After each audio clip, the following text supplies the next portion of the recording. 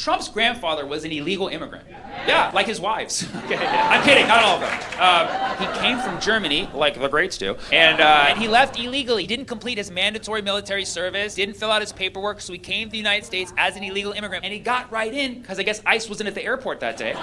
Slipped right in. Biden! I'm joking, but he was probably alive at that time. So he got right into the country, and he started a business, and it didn't work out. Oh, yeah. A failed Trump business. Who would have thought, right? So he has to move to Yukon, not University of Connecticut, which would probably be worse. Yukon, the province in Canada, or as Trump knows it, the 51st state, okay? And there, his grandfather started the most wholesome business that one can, a brothel, or as Trump calls it, a beauty pageant.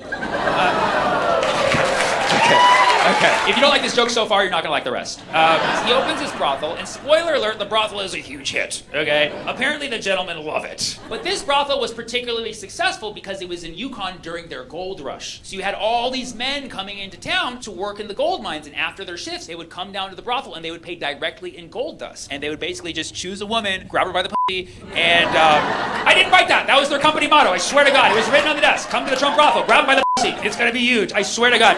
And because they paid directly in gold, the family was able to cash the money in right away, and that's how the Trump family made its fortune. Because I don't know if you know this, Trump's not president because he's good at it, okay? He's president because he was a rich businessman that we all knew. The reason he was a rich businessman that we all knew is because he got a big loan from his dad, Fred Trump. The reason why Daddy, Fred Trump, was so rich is because he got a loan from his dad, who made his money the hard-working, honest way at a brothel in Canada. So it's all trickle-down brothel money, all right? And there's nothing wrong with brothel money. Sex work is real work. Am I right, ladies? Come on now. Fellas too, kind of, whatever. But it was a Canadian brothel. Didn't even support our domestic sex workers here in the United States.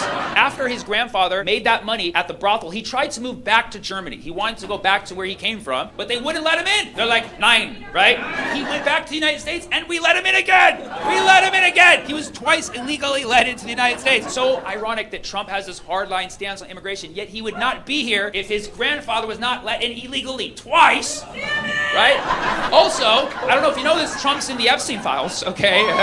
Like a few times, maybe more. But he denies those allegations, but sometimes you just kind of know. You know what I mean? When you look at his family history, his family was built on the exploitation of women. Canadian women, too. That's even worse somehow. They're so nice, eh? You know? And so they made all of this money off of these men working in the mines in Yukon. So what I'm saying is he may deny that he's in the Epstein files, but even his family history involves sex with minors.